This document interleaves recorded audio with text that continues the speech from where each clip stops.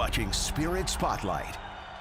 Hey everybody, this is Austin Sumowitz with WNEM TV5 Sports, and welcome to the Spirit Spotlight, where we zone in on everything Saginaw Spirit hockey. Joined once again by the one and only Dylan Clark of the Saginaw Spirit, play-by-play commentator. Busy week for the guys right now, especially for two Spirit players today, especially with Nikita Klepov and Igor Barabanov taking part in the OHL Prospects game. I mean, how exciting is that for those guys? Yeah, it's great. Stepan Shurin as well, the OHL Top Prospects game in Peterborough. Getting that extra opportunity to showcase their skills. You know, Michael Misa got to go through it last year. You know, a number of guys that were top prospects for the draft going through the first event, the first time they did it last year, and it was great success. You know, it had a ton of NHL scouts came out to that. It got the attention that they were looking for, and I know it gave scouts a unique opportunity to see all the guys in the OHL that they were keeping tabs on all in one spot. So it's the same deal this year for Klepov, for Barabanov, for Stepan Shurin.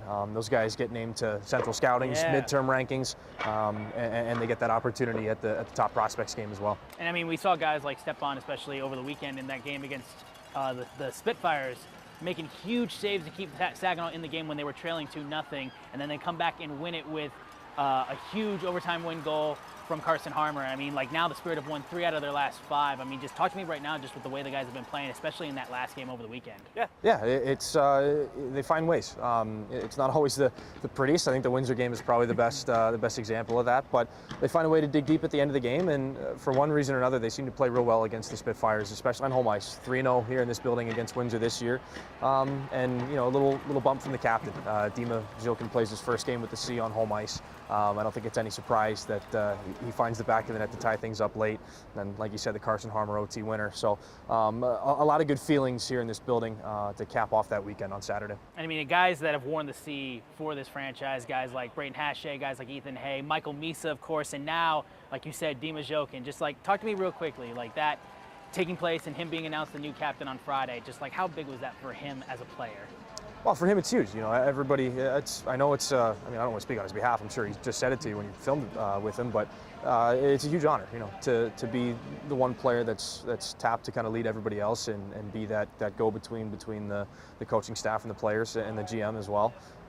It's a lot of responsibility, but you know, we just did a sit down with our GM Dave Drinkle the other day that we're going to put out here in a little bit, and he said that, you know, he was kind of captain material right from the first time he walked into the Dow Event Center, from the day we signed him here. It was actually before a playoff game against the Sioux Greyhounds a couple years ago. So they kind of knew, you know, guys just kind of give that, they have that atmosphere, that kind of swagger to them, and they can obviously back it up with their play as well. So it's good to see something that was probably a long time coming finally happen for him. For sure, and we talked with Dima Zhilkin, like you mentioned, when he came off the ice from practice today, and got to chat with him about being named team captain for the Saginaw Spirit. Well, I'm joined now by Dima Zhilkin of the Saginaw Spirit, who just recently, this past Friday, was named the 27th captain of the Saginaw Spirit. I mean, first of all, Dima, massive congrats to you. I mean, just like, kind of, what was that like for you, just being named team captain? Yeah, it's awesome. So I was super excited, honestly. It's obviously a huge honor, again, you know, this opportunity to lead a team at such a young age, but yeah, it's an exciting time for our team, and I can't see what the future holds. I mean, there's been so many great team captains in this recent history for the Saginaw Spirit, guys like Michael Misa, guys like Ethan Hay, Brayden Hache. I mean, what does it mean just to be part of a group like that have been team captain for the Spirit over the years? Yeah, like I said, it's a huge honor. Super special, you know, like having those guys for me last year. Just they give me so much advice, and just following in their footsteps a little bit. You know, I can take away from their leadership, and yeah, hopefully implement it into mine. When you get to have the C on your chest, kind of like, what responsibilities do you feel that you have for the squad, just being the captain, having that C on your chest? Yeah, I feel like I'm trying to be a leader throughout the whole year, and you know, getting that C, it just pushes me even more. Makes me super motivated. Obviously, I'm trying to encourage all the guys. Like a bunch of younger guys coming in this year, they're not used to the OHL so far. So just giving them pointers and, you know, telling them I'm always here for them. We saw how incredible you guys played last Saturday with you scoring the equalizer and the huge goal from Harmer, be able to win that game in overtime against Windsor. You guys have won 3 out of your last 5 right now just to start 2026. Just how's the team been feeling overall? Yeah, great. You know, like you said there, that late pushback, it just shows that, you know, like we're never out easy as a team. So I think that's been a part of our game this year, you know, just not giving up and sticking to it. But yeah, I'm just super proud of everyone on this team. That Saturday game, I mean, we saw Stepan like flying all over the ice, making some huge saves for you guys. How big is it just knowing that, like you said, this team's never out of it, and it feels like a guy like that always keeps you in one? Yeah, he's huge for us. Like you see those saves in overtime. If not for him, we probably would have been out of the game. So super lucky to have him back there, and it's always nice to have him back there making some huge saves when we need him. We'll be starting up a 6-game road trip when you guys start to take on Kitchener this weekend. Talk to me right now, just this long road trip, kind of like what this stretch of games kind of means for you guys right now. Yeah, it's huge. First long road trip for a bunch of the new guys coming in. So, just giving them pointers, like I said before. It's obviously different. So, just trying to enjoy it as well on the road. It's always fun. So, it should be a good few weeks ahead for us. So, yeah, I'm looking forward to it. We saw how close, like in the standings, the 6, 7, and 8 are separated by 3 points. Like you guys have an opportunity to jump 2 spots with a couple wins over the week. I mean, just how big is it just knowing like kind of where you're at in the standings and like what these games can kind of set up for you guys moving forward? Yeah, they're huge. We know that.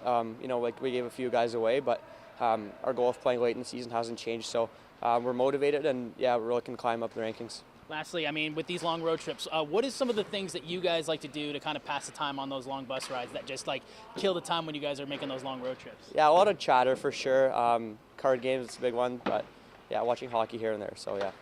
Thanks so much, Dima. Appreciate your time. Dima's a heck of a player, and that, like you said, they're going to be busy on the bus as they prepare for a 6-game roadstead starting this weekend when they take on the Kitchener Rangers. Talk to me real quick. These long road trips, kind of like what challenges do they bring to these young guys, and just like being able to go barn to barn to barn and try to pick up some wins to rise up the standings? I think it's kind of similar. I mean, you don't play in this building for a long time. It throws off your routine maybe a little bit more. That might be the best way to describe it. We'll come back after this weekend. We go to Kitchener and then Erie. Those are 2 challenging games in and of themselves, but we'll come back before we go for our longest trip of the year, Kingston, Peterborough, Ottawa. It'll be 8 or 9 hours back at the end of it. They make us go all the way out to Ottawa and back for the last part of that trip. But no, it gives them time together where they're eating every meal together, they're practicing. I mean, they always practice together, but they're doing literally everything together all the time. So I think it's good timing. It comes right after the trade deadline. Get the younger guys in and just have that extra time together. Really become a cohesive unit, and yeah, they're playing some of the best hockey this season right now. So I don't anticipate a change there, and I think it only gets stronger when we get to spend more time together. And there's such a big, small gap actually in the standings where the Spirit are right now between like the 6, 7, and 8 spots, only separated by 3 points, and 6 and 7 are tied at 40 points. I mean, talk to me real quick just how big a few of these games are for them to rise up in the standings, because it feels like just a couple seeds could switch just with a few good wins on the belt. Yeah, that's the interesting thing about this league is, we sold some pretty key players at the deadline, but that doesn't mean that the playoffs aren't on the mind either. You're repositioning yourself for the next couple of seasons, but this is still a really competitive hockey team, especially for this year. And we talked to Chris Lasry prior to one of the games the other night. He said a good goal for this team is probably that 6th place spot that you mentioned. So that's what they're going to be gunning for. And again, they're playing their best hockey this season right now. I don't know. I mean, there's a lot of it left to be played. I think still 26 or 27 games left on the season. So a lot of things can change, and there will be ups and downs. But the goal is still to get into the playoffs, make a little bit of noise once they get there. And I asked Dima when we wrapped up our interview, but like with those long road trips, I'll ask you as well. What's the best time killer when you're on those buses for so long? Get my notes ready for the next game. That takes a long time, and there are many notes and many games to get ready for. So, I made the investment in noise-canceling headphones at the beginning of last year. That has paid for itself a couple times over. So no, we got the games on. If there's a hockey game going on, we'll try to throw that on the TV, or if the guys bring movies or something like that. But it goes by. Sometimes it goes by faster than others. We got some snacks. The staff has snacks that we throw around. Yeah, and some card games as well. That'll help always pass the time. Big fan of the Dots pretzels. There you go. That's number 1 on my list. We'll close things out real quickly. Like I said, with that Kitchener game, I mean, that's a team that is just stacked. It feels like second in the conference, and I mean, just like a team that's just really, like you mentioned off camera, actually just kind of going all in this year. It's like, what challenges do they bring when you go up to play them in Kitchener? Well, it's not an easy place to play. Everybody loves playing there because it is such a historic building, but it's not easy when you get all the Ranger fans on you early in that game. It can be a little bit intimidating. So I'm interested to see how, again, the younger guys on this team who are going to be in that atmosphere for the first time, I'm interested to see how they handle that. Not that they can't, but it might be a little bit of an eye-opening moment, like it is. I mean, it's kind of a rite of passage for a lot of players in this league. So it'll be a challenge. They got a lot of offensive weapons, man. I'm looking forward to seeing that hockey team. And again, these guys they've shown on a number of occasions this year, they put their best efforts together against the best teams in the Western Conference, and this is going to be one of those cases as well. For sure. We're going to be excited to see the Spirit take on the Kitchener Rangers and, of course, closing out the weekend against the Erie Otters. And, of course, it's going to be a minute before the Spirit are back here at the Dow Event Center. But to keep in touch with everything Saginaw Spirit, go to saginawspirit.com to catch up on all the news written by this man right here. Dylan, thanks again. I appreciate you always joining us for the show. I'm Austin Sumwitz with TV5 Sports. This has been the Spirit Spotlight. Go Spirit.